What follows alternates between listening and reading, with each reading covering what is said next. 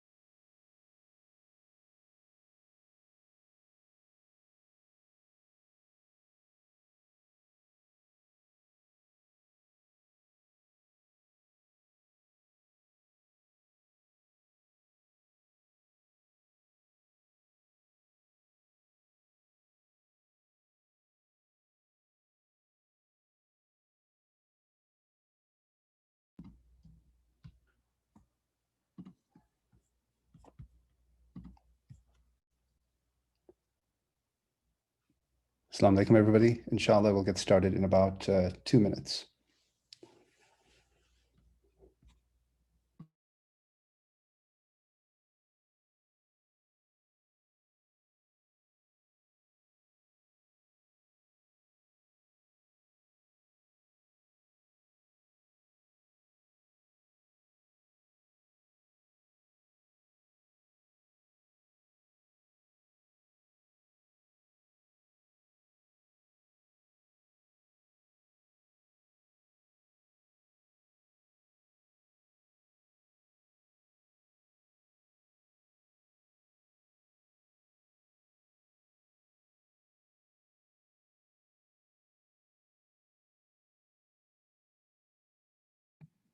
Salam Hasnain. Assalamu alaikum, Uncle Mohsen. How are you? I'm fine. We didn't talk today. I missed you. I hope you're probably getting tired of me now these days.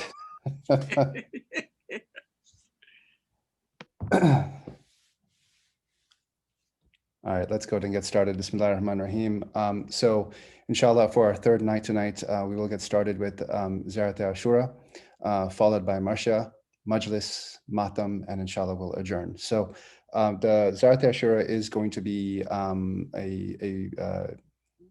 YouTube audio, and I will have the PowerPoint up.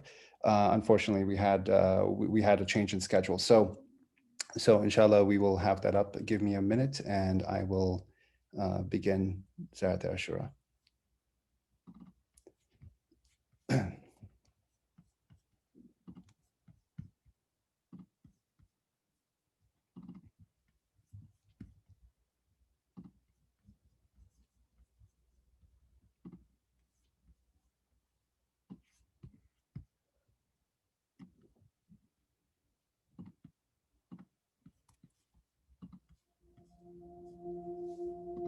بسم الله الرحمن الرحيم السلام عليك يا أبا عبد الله السلام عليك يا ابن رسول الله السلام عليك يا خيرة الله وابن خيرته السلام عليك يا ابن أمير المؤمنين وابن سيد الوصيين السلام عليك يا ابن فاطمة سيدة نساء العالمين السلام عليك يا ثار الله وابن ثاره والوتر الموتور السلام عليك وعلى الأرواح التي حلت بفنائك عليكم مني جميعا سلام الله أبدا ما بقيت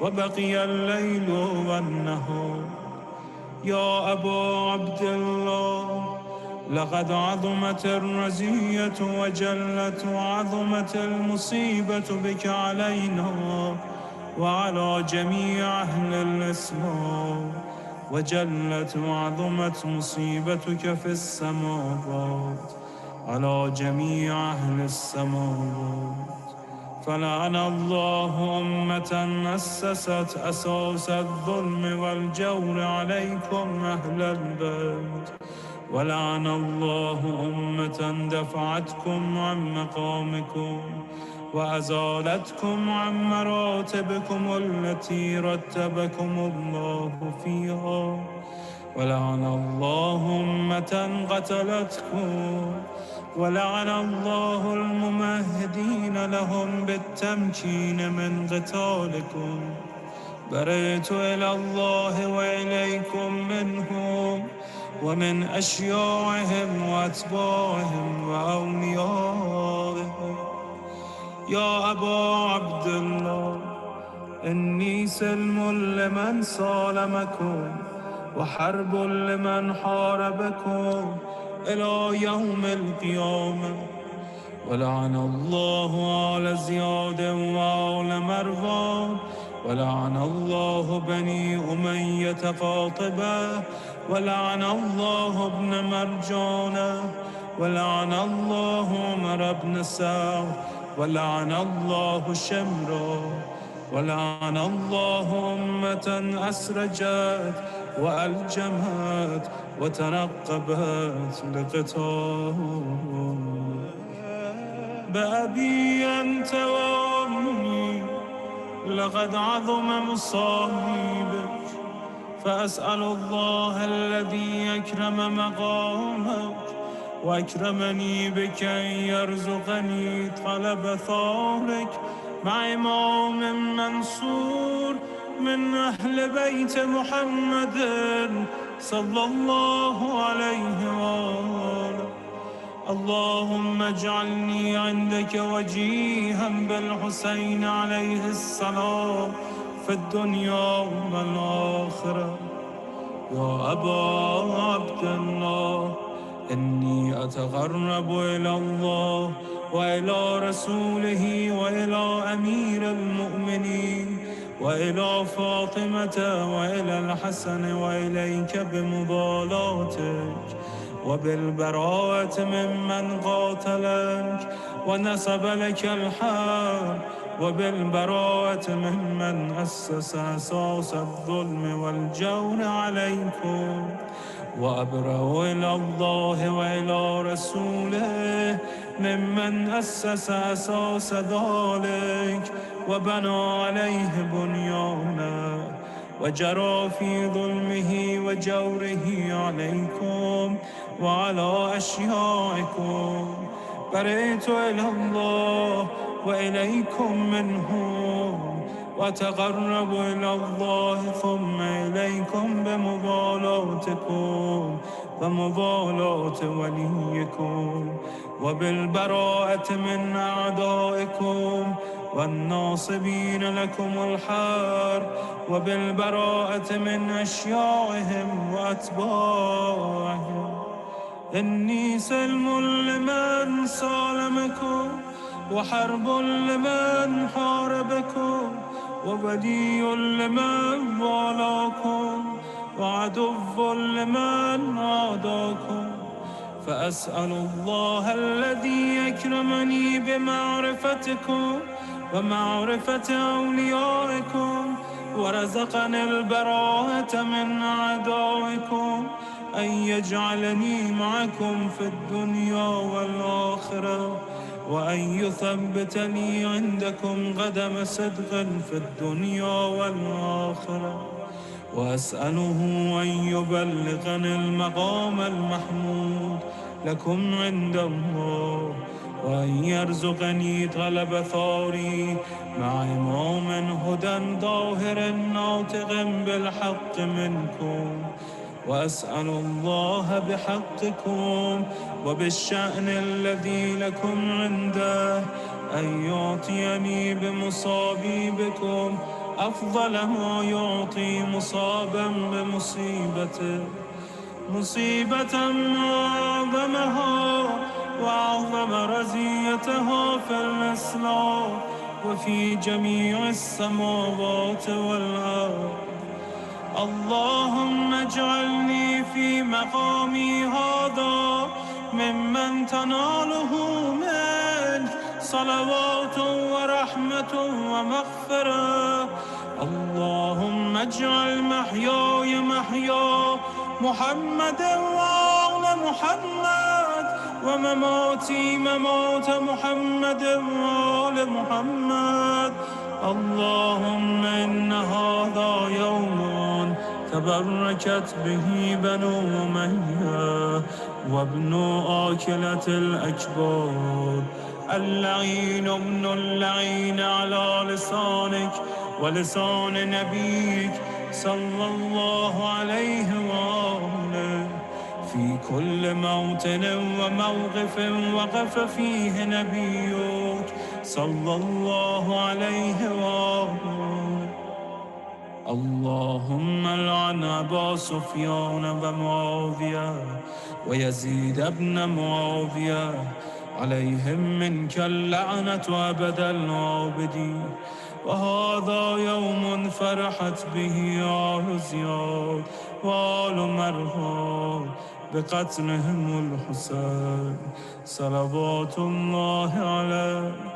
اللهم فضاعف عليهم اللعنة منك والعذاب الأليم. اللهم إني أتقرب إليك في هذا اليوم وفي موقفي هذا وأيام حياتي بالبراءة منهم واللعنة عليهم وبالمبالاة لنبيك وآل نبيك عليه وعليهم السلام. اللهم لعن أول ظالم ظلم حق محمد وآل محمد، وآخر تابع له على ذلك. اللهم لعن العصابة التي جاهدت الحسين وشايعت وبايعت وتابعت على قتله. اللهم لعنهم جميعا. السلام عليك يا أبا عبد الله وعلى الأرواح التي حلت بفنائك عليك مني سلام الله أبدا ما بقيت وبقي الليل والنهار ولا جعله الله آخر العهد مني لزيارتكم.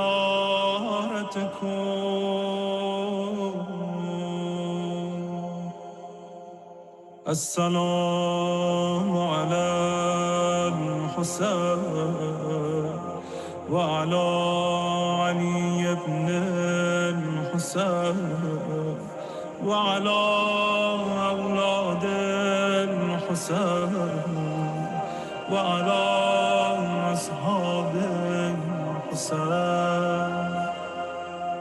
اللهم خص أنت أول ظالم باللعن مني وابدأ به أولا ثم العن الثاني والثالث والرابع. اللهم العن يزيد خامسا والعن عبيد الله بن زياد وابن مرجان وعمر بن سعد وشمرا وآل أبي سفيان وآل زياد وآل مروان إلى يوم القيامة. اللهم لك الحمد حمد الشاكرين لك على مصابهم.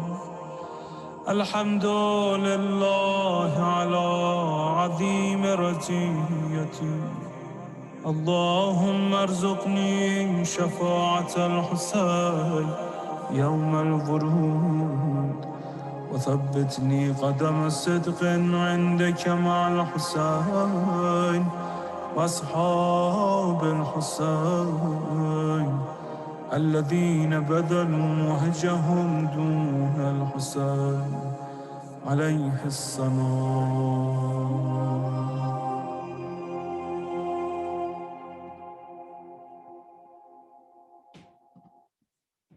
صلوات على محمد وآل محمد. اللهم صل على محمد وآل محمد. Jamil, give me 1 second. Bismillah, go ahead.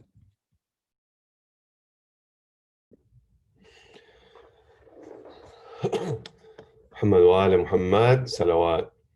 اللهم صل على محمد وآل محمد. محرم کا یہ چاند آ گیا، محرم کا یہ چاند آ گیا، محرم کا یہ چاند آ گیا، محرم کا یہ چاند آ گیا. زمیں عرش اعظم صرف ایک ماحول ہے غم کا، نبی کی آل کے گھر میں اٹھا ہے شور ماتم کا، نہیں بھولے غم کربلا، نہیں بھولے غم کربلا، محرم کا یہ چاند آ گیا، محرم کا یہ چاند آ گیا، محرم کا یہ چاند آ گیا. عزاداری تیری جاری رہے گی حشر تک مولا، شہ کرب و بلا کی یاد میں ہوگا یوں ہی گریا، ان آنکھوں کی ہے اب یہ صدا، ان آنکھوں کی ہے اب یہ صدا محرم کا یہ چاند آ گیا محرم کا یہ چاند آ گیا محرم کا یہ چاند آ گیا یہ ایام ازا ہر ایک شے سے ہم کو پیارا ہے محرم کے لیے ماؤں نے خود بچوں کو آرا ہے محرم پر ہے یہ جاں فدا محرم پر ہے یہ جاں فدا محرم کا یہ چاند آ گیا محرم کا یہ چاند آ گیا محرم کا یہ چاند آ گیا مسلسل غربت شبیر پر اشکوں سے منہ دھونا نہیں بھولیں گے ہم سجاد کا اس غم میں خون رونا رہے روشن عزا کا دیا رہے روشن عزا کا دیا محرم کا یہ چاند آ گیا محرم کا یہ چاند آ گیا محرم کا یہ چاند آ گیا سکونت پاتے ہیں رومال میں زہرا کے مرہم ہے ہمارے اشک ہی زخم شہ والا کے مرہم ہے نہ گریا کا رکے سلسلہ نہ گریا کا رکے سلسلہ محرم کا یہ چاند آ گیا محرم کا یہ چاند آ گیا محرم کا یہ چاند آ گیا محرم کا یہ چاند آ گیا محرم کا یہ چاند آ گیا محمد وآل محمد صلوات اللہم صلی علی محمد وآل محمد Ahsan Jamil.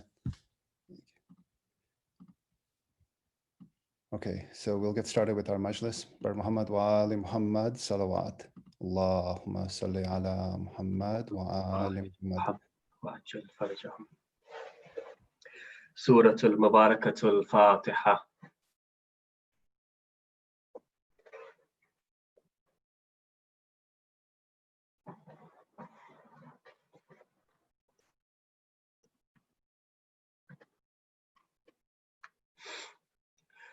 أعوذ بالله من الشيطان اللعين الرجيم بسم الله الرحمن الرحيم الحمد لله رب العالمين الحمد لله الذي هدانا لهذا وما كنا لنهتدي لولا أن هدانا الله لقد جاءت رسول ربنا بالحق الصلاة والسلام على أشرف الأنبياء المرسلين خاتم النبيين سيدنا والنبينا ومولانا أبي القاسم المصطفى محمد وبآله الطيبين الطاهرين المعصومين المظلومين وصل على صاحب الدعوة النبوية والسولة الحيدرية والعصمة الفاطمية والحلم الحسنية والشجاعة الحسينية والصبر السجادية وآثار الباقرية ومؤاسر الصادقية وعلوم الكاظمية وحجج رضوية وجود التقوية والنقاوة النقوية والهيبة الأسكرية والغيبة الإلهية والقائمة بالحق. اللهم عجل لوليك الفرج. رب اشرح لي صدري ويسر لي أمري واحلل عقدة من لساني يفقه قولي. أما بعد، فقد قال الله تبارك وتعالى في كتاب الكريم ومحكم كتاب المجيد وقوله الحق: بسم الله الرحمن الرحيم، بقية الله خير لكم إن كنتم مؤمنين. The period of Hira, known as the period of utter confusion and utter bewilderment, was a term given to the period at the beginning of the imamate of our 12th Imam. The period of Hira, known as the period of intense confusion and intense bewilderment, was a term given at the beginning of the Ghaybat of Sughra, the minor occultation of the 12th Holy Imam. Now you may ask, why was that period so confusing? Why was that period so bewildering for the believers and the Shias of the time? That was the first time where an Imam of the Ahlul Bayt was not physically present. Now, of course, the Imam previously, up until the 11th Imam, may have been under imprisonment. An Imam may have been exiled into another country, into another city, or an Imam may have been under house arrest. However, at the time of the 12th Holy Imam, the Imam was no longer physically present for the wider community and for the wider group of believers. And so this period was of intense bewilderment and extreme perplexity, because this is something that the believers weren't fully accustomed to. Now, adding to this period of bewilderment, there was also a huge level of apprehension from the Abbasid caliphs. Of course, the Mahdi had already been prophesied as the one who is going to come and get rid of all tyrannical and oppressive governments.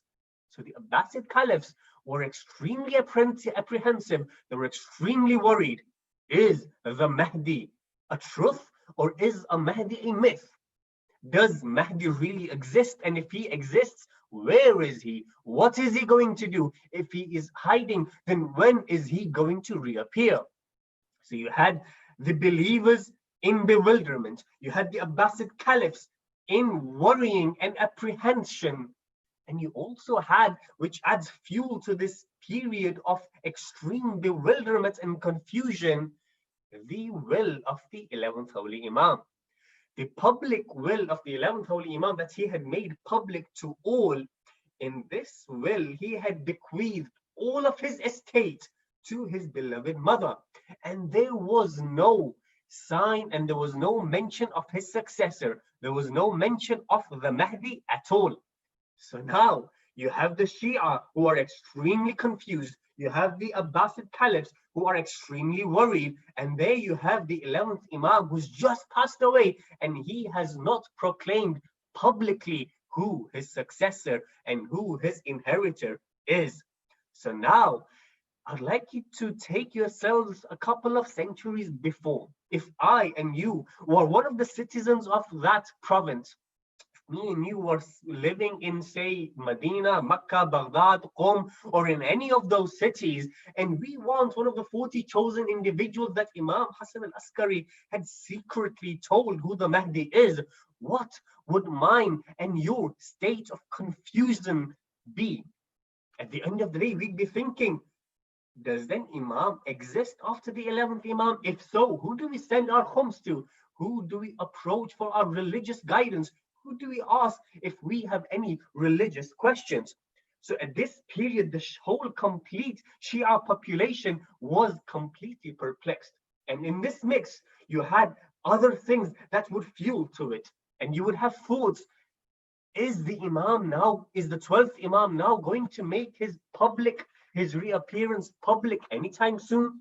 Or for example, you had Ja'far, the brother of the Holy Imam, who is now also saying that I am the Imam. So Ja'far, he is the son of the 10th Imam. He is the brother of the 11th Imam. And he is also claiming to be an Imam of the time. At that time, you also had a few tendencies and a few sects within the Shia creeping into the belief system, such as, for example, Ghulu and Nusayri tendencies. Inshallah, we will come to this, but these tendencies would say that the Imams are actually divine. The Imams are actually Allah subhanahu wa ta'ala walking on earth. So these small, but also huge things would confuse the minds of the normal Shia. And therefore, the period of Ghaybat al-Sughra, the period of the initial years of the imamate of our 12th beloved Imam, was a period where every single individual within the Muslim empire was extremely confused. This was a time where the Imam had now appointed 4 representatives. What were the names of those representatives? Firstly, you had Uthman bin Sa'id al-Amri. You had his son Muhammad bin Uthman bin Sa'id al-Amri. Thirdly, you had Hussein bin Raw al-Nawbakhti. And fourth, you had finally Ali bin Muhammad Samari. Now, these 4 representatives played a very important role within the transition between the 11th Imam to Ghaybat al-Sughra and consolidating the belief system of all the Shias, and then transitioning into Ghaybat al-Kubra. Generally, what happens when we speak about the 12th Holy Imam is we speak about the secrecy of his birth. We speak about the environment in which he was born into, and then we do a leap and we jump from the environment he was born all the way to the current place in Ghaybat al-Kubra, and we speak of the qualities of his ashab, we speak of the qualities of his ansar, and we speak of the reappearance of the Imam and how we can prepare for his reappearance. However, sometimes what we may unexpectedly do is we may ignore this important phase known as Ghaybat al-Sughra. And therefore, this discussion is an important discussion. And today, being a day of Friday, a day which is usually attributed to the day of Imam al-Hujjah, Ajjallahu ta'ala farajahu sharif. And therefore, today being Friday, inshallah, I would like to dedicate today's majlis, tonight's discussion, titled Imam al-Mahdi, Ajjallahu ta'ala farajah, and discuss about his first representative, Uthman bin Sa'id al-Amri. And in doing so, inshallah, I would like to discuss and touch upon a few of his qualities, a few of his challenges that he faced, and try and wrap it all around within a conclusion and try and apply it within our lives currently in the 21st century, inshallah. So let us now start with the discussion of Uthman bin Muhammad al-Uthman bin Sa'id al-Amri. Uthman, when he was a very young individual, when he was an 11-year-old boy, he came into the servitude of our 10th Holy Imam, Imam Ali al-Naqi al-Hadi, salawatullahi wa salamuhu alayhi. And from that time, he slowly started gaining the trust and the confidence of our 10th Holy Imam. And he was able to maintain that trust all the way up until the 10th Imam and the 11th Imam. So he came into the servitude of the 9th Imam, Imam Muhammad al-Taqi al-Jawad. And he was able to maintain this later on. Uthman bin Sa'id al-Amri was one of those 40 individuals that Imam Hassan al-Askari alayhi salam had secretly invited into his meeting. Now, as you all appreciate, the political situation of that time was not such that Imam Hassan al-Askari alayhi salam could publicly announce who his inheritor, who his successor was. So what he did, he got with him 40 individuals that he trusted the most, one of which was Uthman bin Sa'id al-Amri. And in that meeting, he introduced Imam al-Mahdi to these 40 individuals, saying that he is my successor. And thereafter, pointing towards the first representative, pointing towards Uthman bin Sa'id al-Amri, Imam says, you all should accept whatever Uthman bin Sa'id al-Amri tells you to, for he is now our representative. If he gives you something, it is from us. If he tells you something, it is from us. And thereby, Uthman bin Sa'id al-Amri started enjoying a very important position within the history of Shia Islam and within the time of Ghaybat al-Sughra. And therefore, an important individual who has enjoyed an important part in history, has many pearls of wisdom, has many nuggets of guidance that we as individuals, as Shias, are able to derive from and benefit from his life. Let's start with the first aspect of his life, which is his qualities, his qualifications, his characteristics. After all, you may ask, what is it that made Uthman bin Sa'id al-Amri so special that out of those 40 individuals, Imam Hassan al-Askari alayhi salam chose him out of all the other individuals? So let's start with some of the qualities and characteristics that make him the first of the representatives. At the end of the day, Uthman bin Sa'id enjoyed a position, a close position, a companionship with the 9th Imam, with the 10th Imam, with the 11th Imam. So no doubt he was a knowledgeable companion. No doubt he was one of the learned of people. However, was Uthman bin Sa'id the most knowledgeable individual? Was he the most knowledgeable scholar of the time?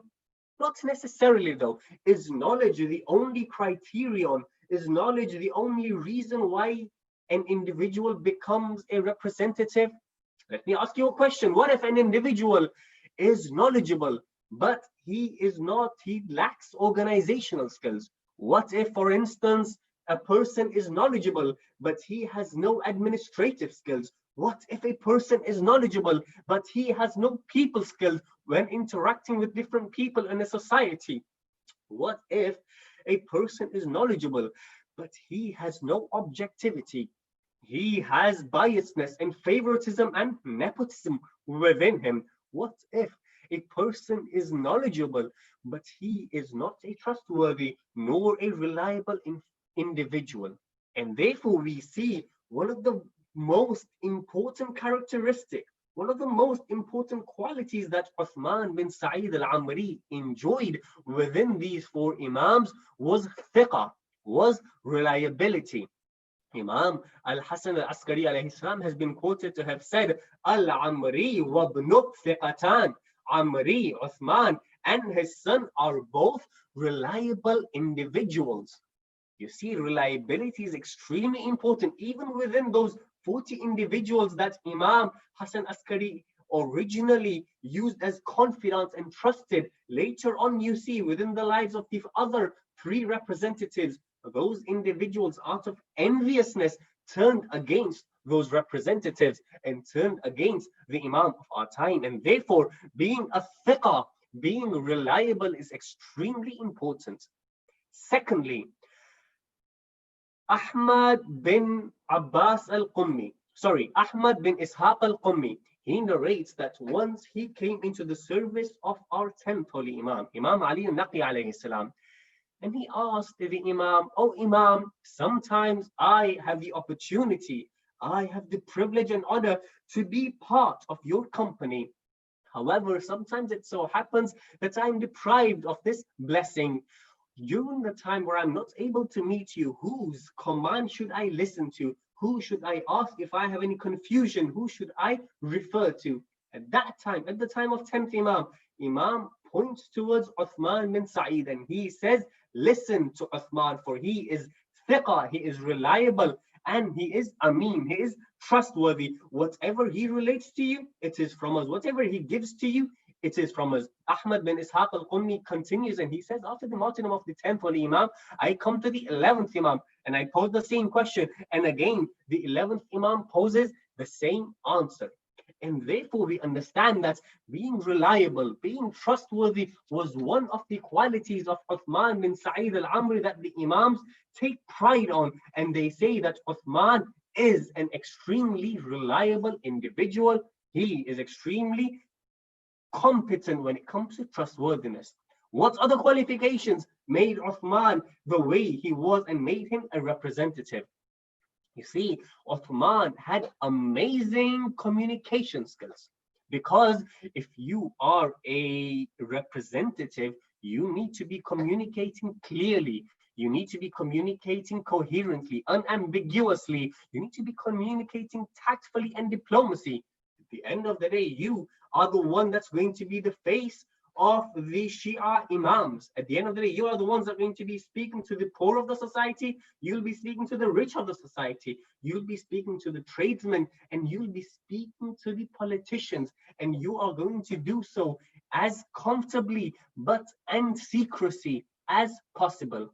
And therefore, these are some of the qualities that Uthman bin Sa'id al-Amri had.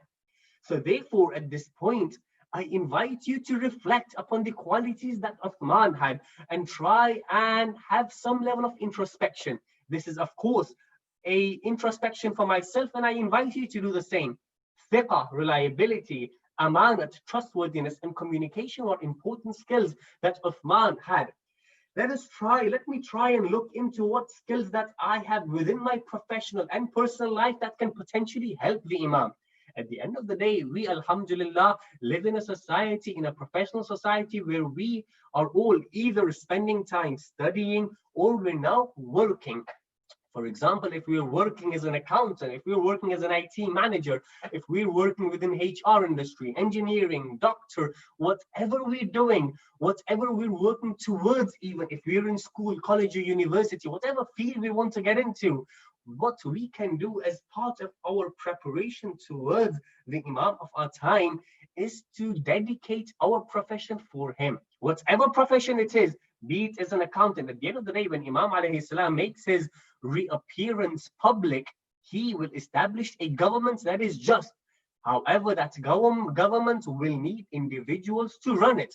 And therefore, that government needs engineers, it needs accountants, it needs HR professionals, it needs IT professionals, and it needs people from all walks of life.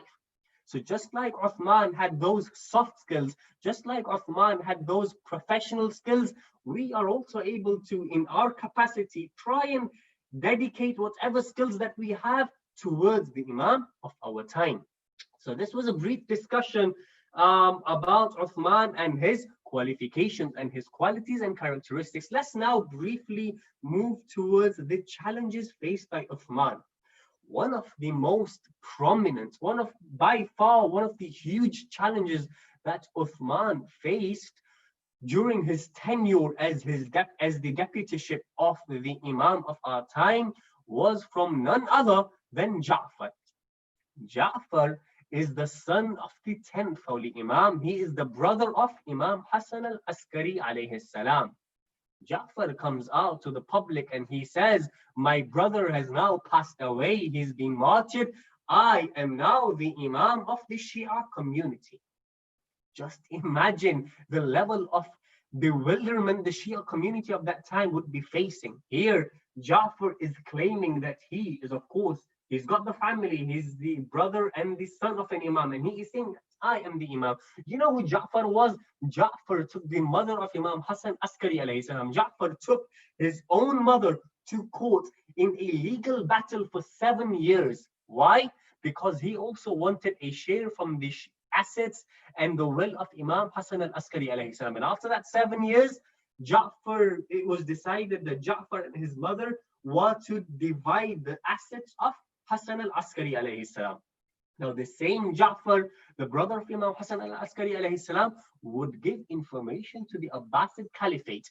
He would tell, look, here is where the Mahdi is. I'm telling you, there is a small boy. Go and search the house. At the same time, Ja'far would go out towards the masses and he would say, Mahdi? What's Mahdi? It's all a myth. There is no such individual as the Mahdi. Let's go further. Ja'far was an individual that was envious of Uthman bin Sa'id al-Amri. Because Uthman enjoyed this prominent position as the deputy of the Imam, he would be envious. For example, Uthman was responsible and he took the responsibility of arranging the funeral and prayer functions of the burial of the 11th Imam. Ja'far was envious of that. Now, what is it that led to the downfall of Ja'far? You see narrations say that Ja'far was an individual that would enjoy illicit gatherings. He was an individual that would enjoy wine parties. He would consume alcohol, and he would enjoy the company of slave girls. At that point, the Shia, the believers, would come to Uthman. They would say, Uthman, settle this for good. Should we follow Ja'far, or should we follow yourself or the Imam of the time? What happens? What happened at that time? It is quoted in Bihar al-Anwar that Imam al-Mahdi, Ajjalallahu ta'ala farajahu sharif, sent towards Uthman something known as tawqi'at. Tawqi'at are letters from the Imam alayhi salam that have been verified and have been corroborated through his handwriting and through the mannerism that he writes. And in this letter, the Imam of the time destroys all claims that Ja'far had. For example, the Imam says, Ja'far, he writes a very strong reply, and he says, this defrauder has falsified Allah subhanahu wa ta'ala, and he has claimed imamate.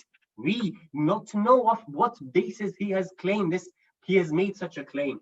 Imam says Ja'far has no idea of what the prohibitions of the religion are. He has no idea what is allowed in this religion. He has no idea of the clear and the ambiguous verses of the Holy Quran. Ja'far does not even have the full understanding of the rulings to pray Salah. Ja'far hasn't even prayed Salah for 40 consecutive days. So Imam says in his strong words, in his tawqi towards Ja'far, if Ja'far makes this claim that he is the Imam of the time, he is the Imam from the Ahlul Bayt, then tell him to come forward and provide a mu'jiza, provide a miracle, come forth. So in other words, here Imam solidifies the position of Uthman, and he neglects, he breaks down, shatters down the position of Ja'far as a potential Imam of the Ahlul Bayt. So now this first challenge of Ja'far, known as Ja'far al-Kadhab, Ja'far the liar, is now sorted. The second challenge that, for example, Uthman bin Sa'id al-Amri faced was that there were a lot of doubts within the hearts and the minds of the Shias and the believers of the time, prominent companions who had doubts whether Uthman was indeed a companion and whether indeed he was a representative of the Imam. And why was it that the Imam chose him to be the representative? Let me narrate to you a short incident to shed some more light. Salawat ala Muhammad wa ali Muhammad. Allahumma salli ala Muhammad wa ali Muhammad. Once, Hassan bin Nadr is seated with someone by the name of Abu Saddam. So Hassan bin Nadr and Abu Saddam are seated together and they have a conversation. Hassan bin Nadr asks Abu Saddam, what do you think of Uthman? Do you think he is really the representative of the 12th Imam? Abu Saddam says, why? All of the prominent Shias, all of the prominent scholars agree that Uthman is indeed the representative of the Imam. Why? Do you have any doubts?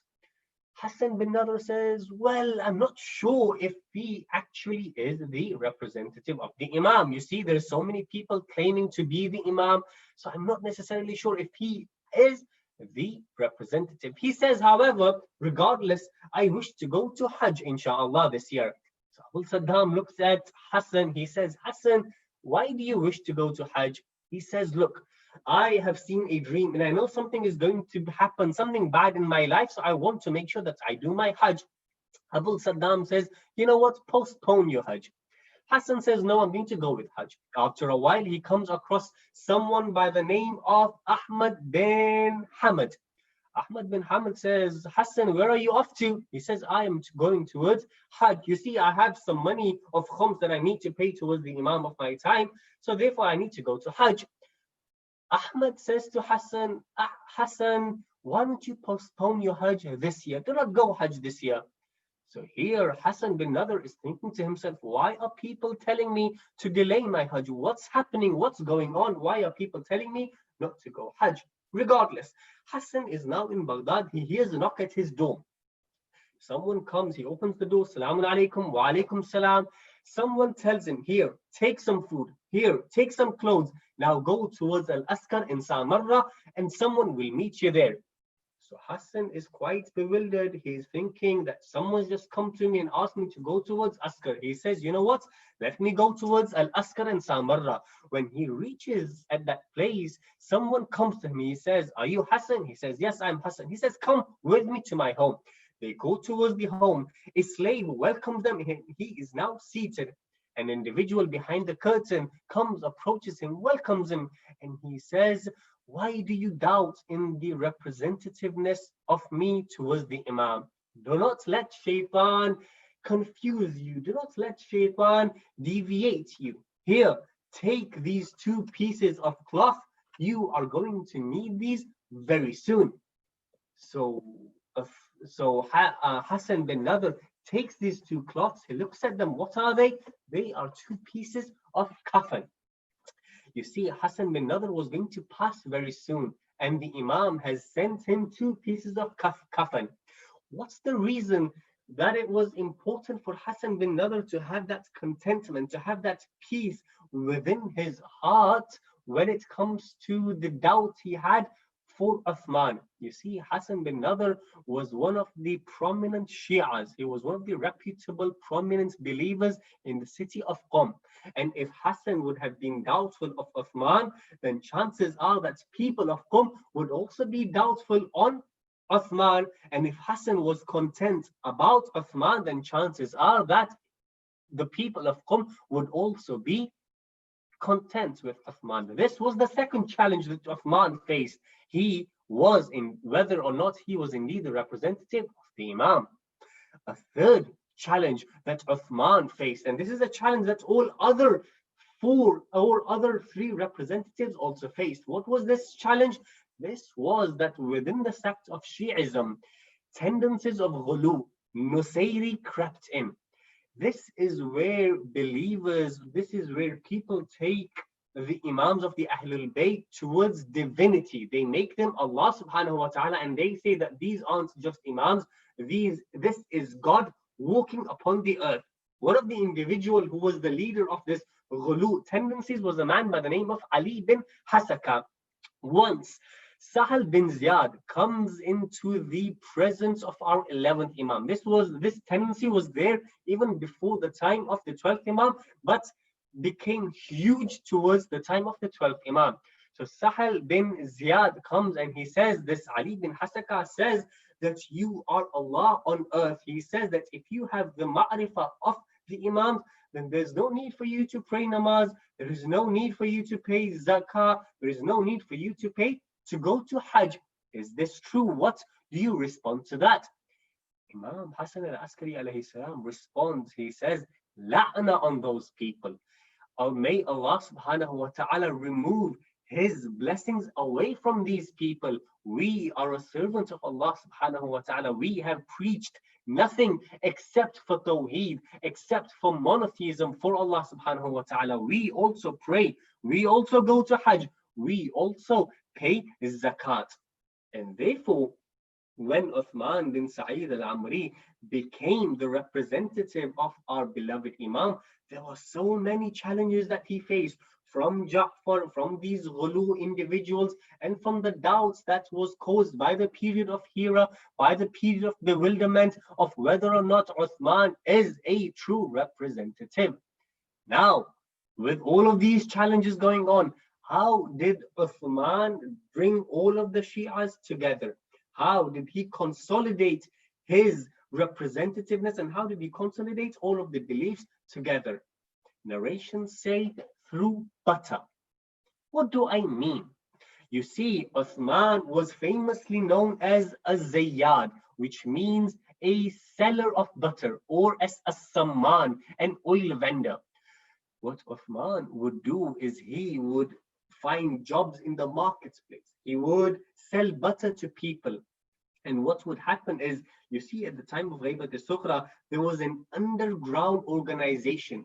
The Imam had representatives, the representatives had representatives, and this was a chain which would have representatives of representatives. And what these individuals would do is they would get jobs in the marketplace, they would get trade within the marketplace. You had one individual who was selling butter, you had one individual who was selling oil, olive oil. You had one individual selling cotton, and these individuals, for example, Muhammad bin Ghattan, he would sell cotton. What he would do is people would come to him, they would say, look, this is a question that I have with the Imam. He would take those papers, he would put it in his bag of cotton, he would cover it with cotton and send the whole bag to Uthman bin Sa'id al-Amri, and then Uthman would try and get those questions answered. Because at those times you couldn't just go out and say, I am the representative, follow me here, give me your khums, give me your letters.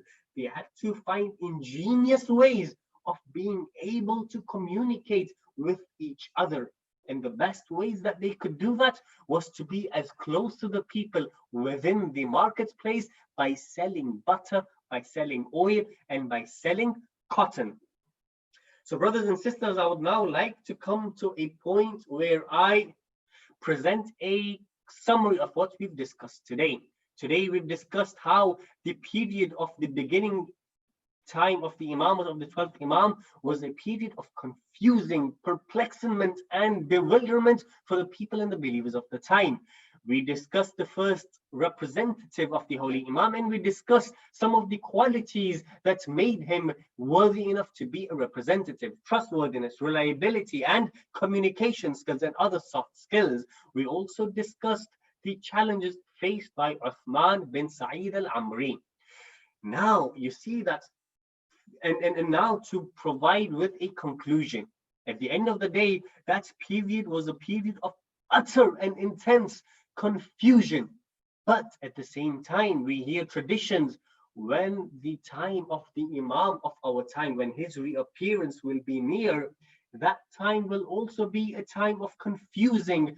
The time will be a time where the believers of the time will be in bewilderment. They would go out of their house with their Iman safe and sound, but by the time they would have come back to their houses, they would have sold their Iman. That time is indeed going to be a very difficult time. And the question that potentially I can ask myself, to a question that encompasses all of those questions of the end time, is, am I ready for the Imam? This is a question that encompasses all types of questions. For example, do I have faith on my Imam as a faith needs to be? Is my faith strong? Do I know all of the things that will happen? So this question, am I ready for my Imam, is an important question that I must ask myself. And in order to try and find the answer to this question, let me present to you a beautiful incident that took place with an individual known as Ayatollah Wahid Bahbahani. Ayatollah Wahid Bahbahani led a very simple life. Ayatollah Wahid Bahbahani is famous for the discussions against the Akhbari movement. But before he became as famous as he did, Ayatollah Wahid Bahbahani would lead prayers at a small mosque in Karbala. And it was his custom, it was his habit, that after each prayer he would share a hadith from the Ahlul Bayt, and then he would go on to explain what this hadith meant. And similar such time, after praying Maghribain namaz, after praying, offering his salat, he stands up, he looks at the audience, he presents a hadith from the Ahlul Bayt, and as part of his explanation of this hadith, he says, you know what, we as individuals are not ready for the Imam to come. When the Imam is to come, we will not be ready for him to support him.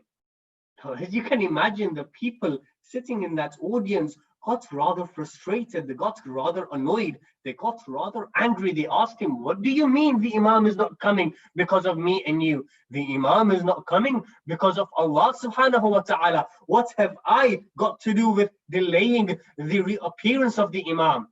Ayatollah Wahid Bahbahani explained, look, this is not the case. The Imam is not coming because of us, because if the Imam was to come, we will not be able to support him in the way that he needs our support. The people at once got completely angry. They stood up, they pushed this Ayatollah away, and they pulled the musalla, the rug, from his feet, and they say, get out of this mosque. Ayatollah Wahid Bahbahani got quite sad. He goes to his home. Now it is the time to sleep. He is sleeping. Suddenly he hears a loud knock at his door. He thinks to himself, what's happened? And he hears the voice of the caretaker of the mosque. So Ayatollah Wahid Bahbahani, quite apprehensive, he becomes worried. He slowly opens the door and hides behind the door, thinking that this caretaker might attack me at any time. This caretaker comes at him. He throws the musalla at the face of Ayatollah Bahbahani and spits at him. He says, what sort of an individual are you? We are getting the entire mosque cleaned because you are such a najis individual who has put so many bad thoughts into our minds. We can't believe that we believed in you and we've been praying behind you for so many years. And he goes away. Ayatollah Bahbahani thinks to himself, what have I just done? And then he goes to sleep. Around 2, 3 o'clock at time, he again listens the voice of the caretaker knocking at the door. Again, Ayatollah Bahbahani becomes apprehensive. He opens the door. He hides behind the door. At this time, however, the caretaker is different. He approaches Ayatollah Wahid Bahbahani and falls at his feet. He says, I am sorry, you are right. If the Imam is to come, then we would not be ready for him. Ayatollah Bahbahani asks him, oh caretaker, what's happened? What's wrong? The caretaker responds and he says, you know, after you had left, we were all angered with what you had said. So we got the whole entire mosque clean. After cleaning the mosque, I was evidently tired. I went to sleep. In my sleep, I saw a dream. In that vision, I saw that Imam al-Mahdi has now reappeared, and he is currently situated, positioned in Karbala within the Haram of Imam Hussein alayhi salam. So I got my horse, I galloped towards the Haram of Abu Abdullah al-Hussein. I noticed Imam is there and there is a long queue of people waiting to pledge his allegiance towards the Imam. So I waited in the queue, my turn came, I came to the Imam. Imam, I wish to pledge my allegiance to you. Imam looks at me, he says, you wish to pledge allegiance to me? I say, yes. He says, oh caretaker, how have you come? He said, I have come with my horse. He says, you see this horse? It's not yours, give it away. He says, what do you mean it's not mine? I paid for this horse, oh Imam. He says, the person that you bought this horse from, he stole it from so-and-so individual. So go and give this horse to that individual. The caretaker says, my Imam, with utmost respect, however, I am at no fault. I bought this horse from an individual. I had no idea this was a stolen horse. The Imam says, look, if I knew that you had stolen this horse, or I knew that you had knowledge that this horse was stolen, I wouldn't even allow you to be here. Go and return this horse back to its owner. So he says, you know what, Labbaik, I'm going to go return my horse. I come back, Imam, I would like to pledge my allegiance to you. Imam looks at me, he said, where do you live? What's your address? I gave the Imam my address. I say, this is where I live. Imam says, this house is usurped. Your forefathers usurped this house and now you are living in it unlawfully. Go and give this house away in the way of Allah subhanahu wa ta'ala. According to other tradition, he said that I would like to use your house for my revolution. Regardless, this man says, you know what? Labbaik, here, take my house, do whatever you wish to do with my house. And then Imam puts on another condition, one condition after the other. The clothes that you're wearing, they have no khums in it. The food that you're eating, the crops had no zakat paid on this. One after the other, one condition and another. There comes a point where Imam says something, he asks him to do something, and now this individual, this caretaker, looks at the Imam. He says, what do you mean I should do this? You know what? I don't even believe you are an Imam. Forget pledging allegiance to you. You are not even an Imam of the Ahlul Bayt. And as soon as I say this, I wake up from my vision. I look out from my dream and I see that this was all a dream. And I think to myself that there is no way that I was ready for my Imam. So brothers and sisters, just as I reflect upon this beautiful incident, I invite you to also reflect upon this beautiful incident. When the Imam comes and when he establishes his just and divine government, Imam will require sacrifices from us. Public sacrifices, but also private and personal sacrifices. A question that I ask myself and invite you to ask the same is, if the Imam was to come, would I truly be in a position to help him, or would I be in a position of confusion, or would I be perplexed with him, or would I be able to fully say that, yes, I am ready for the Imam of my time? And with this story, we conclude today's discussion regarding the discussion of the first representative of the Imam, Uthman bin Sa'id al-Amri. Salawat ala Muhammad wa ali Muhammad. Allahumma salli ala Muhammad wa For the ali. love of Zahra, another loud salawat. Allahumma salli ala Muhammad wa ali Muhammad. Brothers and sisters, mourners of Aba Abdullah al-Hussein, those individuals that are present in the Aza of Aba Abdullah al-Hussein, wishing to give our condolences to Lady Fatima. Yesterday, we discussed about the departure of Imam Hussein alayhi salam from the city of the Prophet, from the city of Medina. We discussed how Imam Hussein alayhi salam bid farewell to the grave of Rasulullah, how he bid farewell to the grave of Al-Hassan, how he bid farewell with a heavy heart the grave of his mother, Fatima Zahra. The time came where Imam Hussein alayhi salam has to depart from Medina. He gathers all of the members of the Ahlul Bayt. He prepares all of the camels in Medina. The men of the Ahlul Bayt gather towards him. Abbas is there. Akbar is there. Aun, Muhammad, Qasim, all of them are present. And then the call is made out. Bring the women of the Ahlul Bayt. Call out the daughters of Ali and Zahra, Zainab, Kulthum, the daughters of Ali and Zahra, now come wishing to mount towards the camel. From one side you have Abbas, from another side you have Qasim, from another side you have Akbar, all wishing to help and support Zainab ride upon the camel. This is the glory. This is with what grandeur Lady Zainab, Lady Kulthum, the daughters of Ali and Fatima left Medina with. On the second day of Muharram, Imam Hussein alayhi salam comes at Karbala. His horse refuses to move forward. He dismounts his horse. He calls upon the tribe of Banu Asad. He calls them, he asks them, "O people of Banu Asad, what name is it of this land? What do you call this land?" Some say, the people from Banu Asad say, our elders would say this land is the land of Baf. Imam say, does this land have any other name? They would say, our elders would call this the land of Nainawa. Imam say, does this land have any other name? They would say, our elders would call this land the land of Shaqul Furat. Imam alayhi salam would say, does this land have any other name?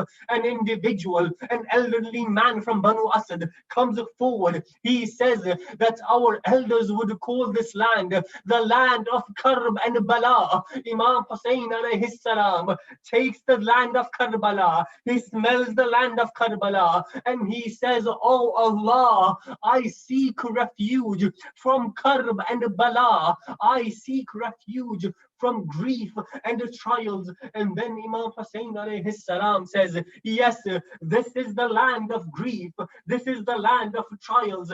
This is the land where our blood will be spilt. This is the land where we will be buried. At that point, Imam Hussein alayhi salam orders that all of the women folk are now to dismount. All the men dismounted. All the women folk dismounted. Qasim moves forward. Abbas moves forward. Akbar moves forward. They support the daughters of Ali and Zahra dismount from the camels. This is the arrival of the women folk in Karbala.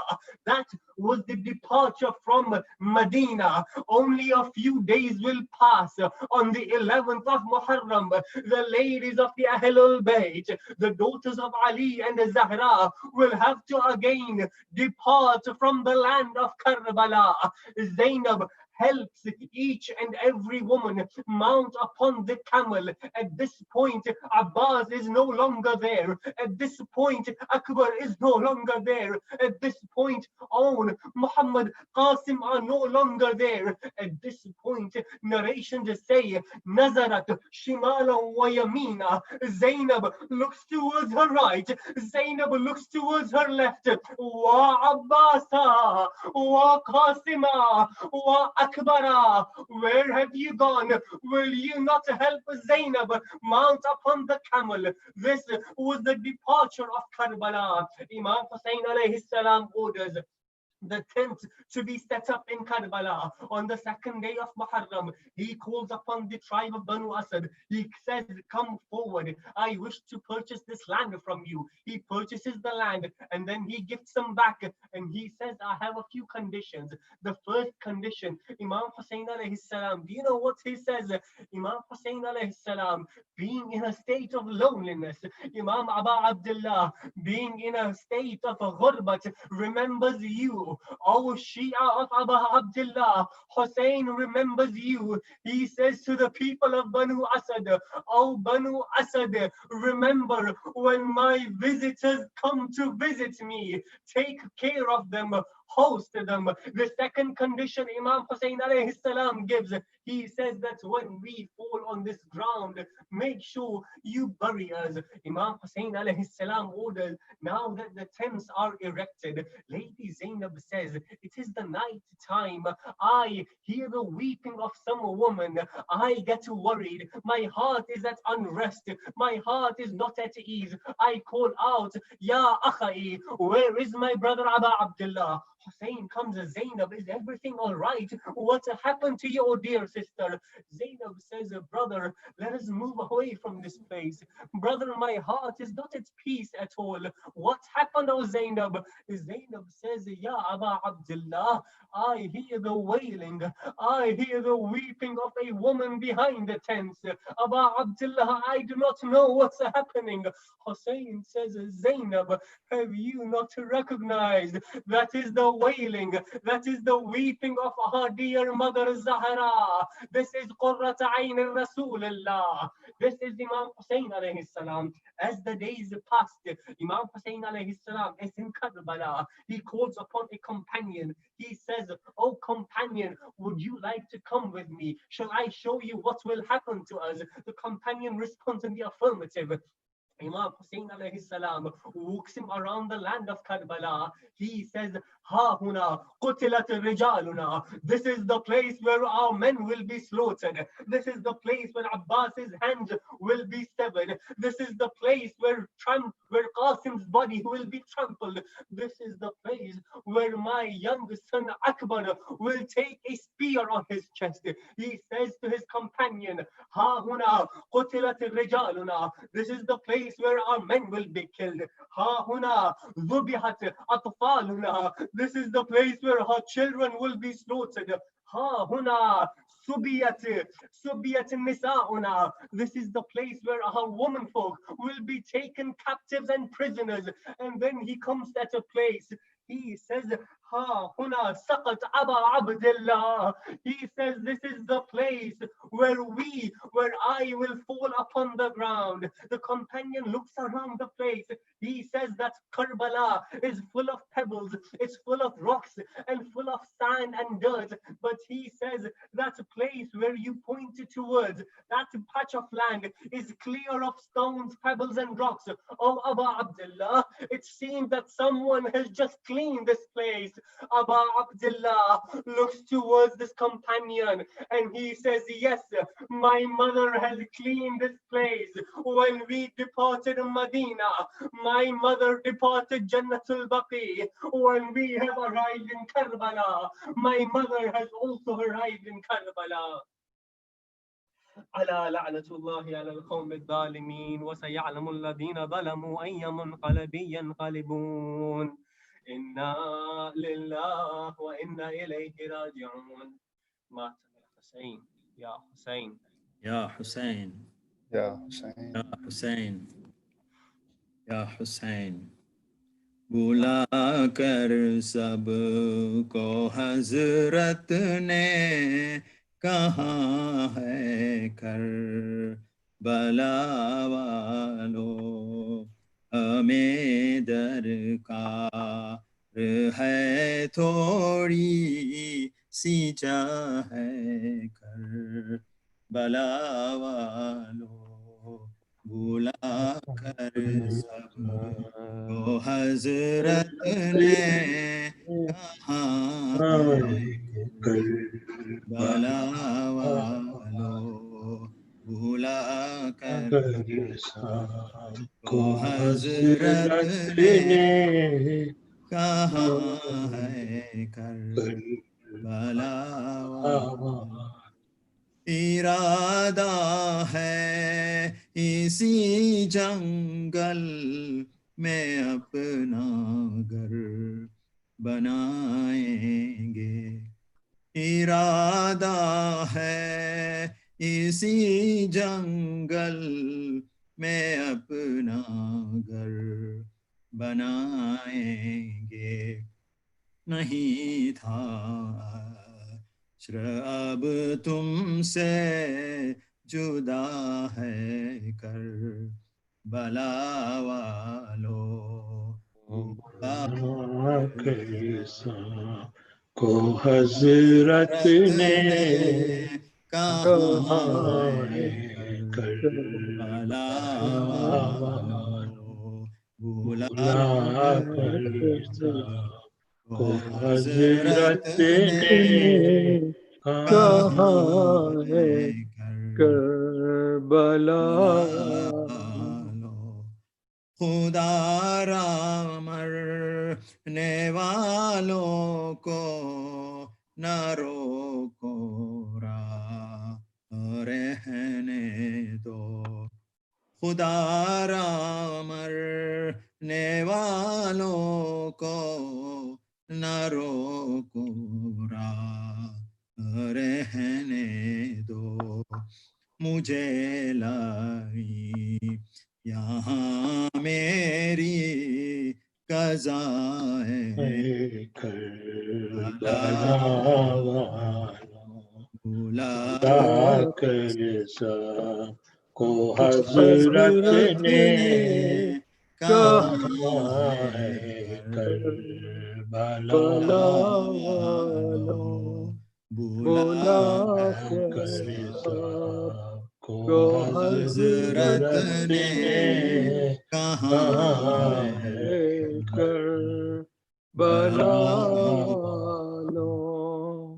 ہم اٹھ جائیں گے جب یہاں سے تو پھر سب چین اٹھائیں گے ہم اٹھ جائیں گے جب یہاں سے تو پھر سب چین اٹھائیں گے بنے گی خاک یہ خاک شفاعت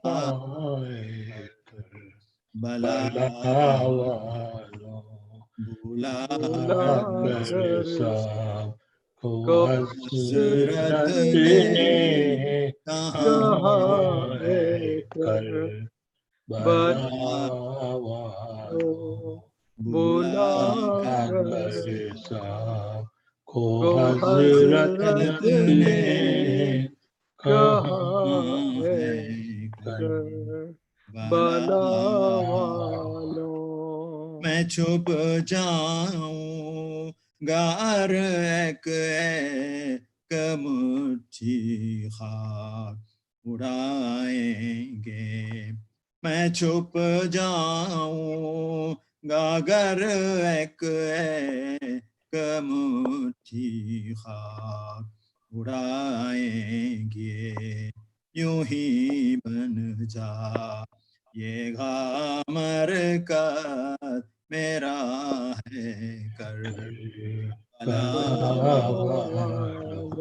بلا کر سب کو حضرت نے کہاں ہے کربلا بلا والو بلا کر سب کو حضرت نے کہا اے کر بلا والو یا حسین یا حسین طيبة.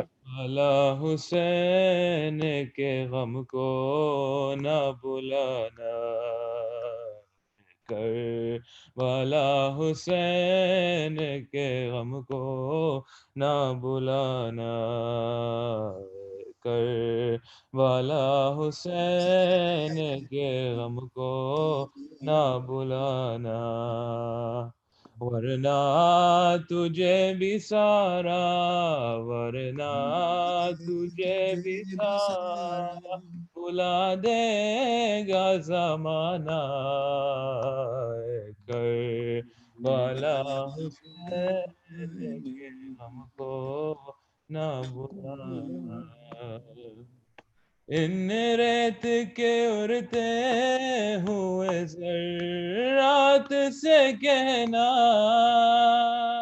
ان ریت کے اڑتے ہوئے ذرات سے کہنا اصغر کی یہی قبر ہے اصغر کی یہی قبر ہے اس کو نہ مٹانا والا حسین کے غم کو نہ بلانا والا حسین کے غم کو نہ خیمے سے ننگے پاؤں چلی کس طرح زینب خیمے سے ننگے پاؤں چلی کس طرح زینب یہ بات علمدار کو یہ بات علمدار کو ہرگز نہ بتانا حسین کے غم کو کب نہ بلانا کربلا حسین کے غم کو کبھی نہ بلانا تجھ کو کیا ہے کر بو بلا کس نے معلا تجھ کو کیا ہے کر بو بلا کس نے معلا یہ خون ہے رسول کا اس کو نہ چھپانا بلا حسین کے غم کو نہ بھلانا بلا حسین کے غم کو نہ بھلانا یا حسین صلوات وآل محمد وعجل فرجهم سورة مباركة الفاتحة.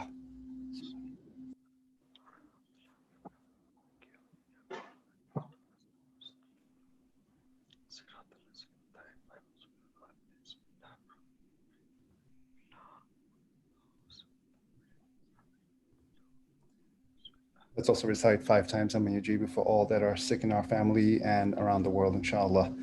Bismillah ar-Rahman ar-Rahim. Amma yajibu al-mustarra idha da'ah wa yakshifu as-su'. Amma yajibu al-mustarra idha da'ah ويكشف السوء أما يجيب ويكشف السوء أما يجيب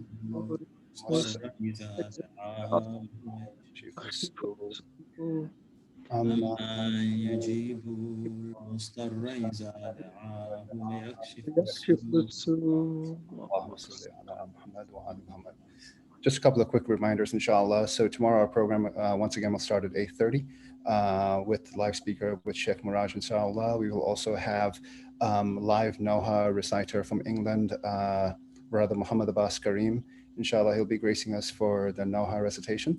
And also, if you haven't already, for the Ashura Tabarruk drive-through on August 29th, if you haven't filled out the survey, you have a couple of more hours remaining to get that out to us.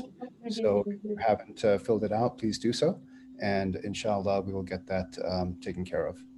All right, with that, we will go ahead and conclude with Ziyarat, inshallah. Rahi Ali, are you out there? Assalamu alaikum. Go ahead, Bismillah. Okay. Bismillahirrahmanirrahim. Assalamu alaikum ya Abu Abdullah. Assalamu alaikum ya Ibn Rasulullah. Assalamu alaikum ya Ibn Amir al-Mu'mineen. Assalamu alaikum ya Ibn Fatima al-Zahra. Assalamu alaikum Abu Fadl Abbas. Assalamu alaikum wa rahmatullahi wa barakatuh. Assalamu alaikum ya Gharib al-Ghurba. Assalamu alaikum ya Ali ibn Usar Rida. Assalamu alaikum wa rahmatullahi wa barakatuh. Assalamu alaikum ya Sahibu Siwa Zaman. Alaman. Assalamu alaikum ya Imam Insi wa Jan. Assalamu alaikum ya Sharikul Quran. Assalamu alaikum wa rahmatullahi wa barakatuh. Allahumma salli ala Muhammad wa ala Muhammad.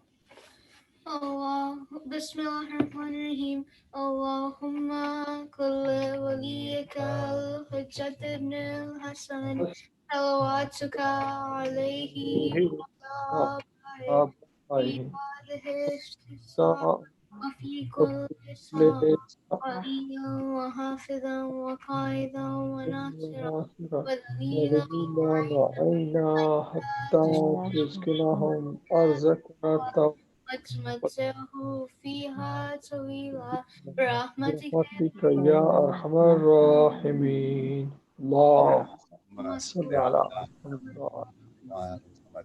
With that, our program is complete, inshallah. Wassalamu alaikum wa rahmatullahi wa barakatuh.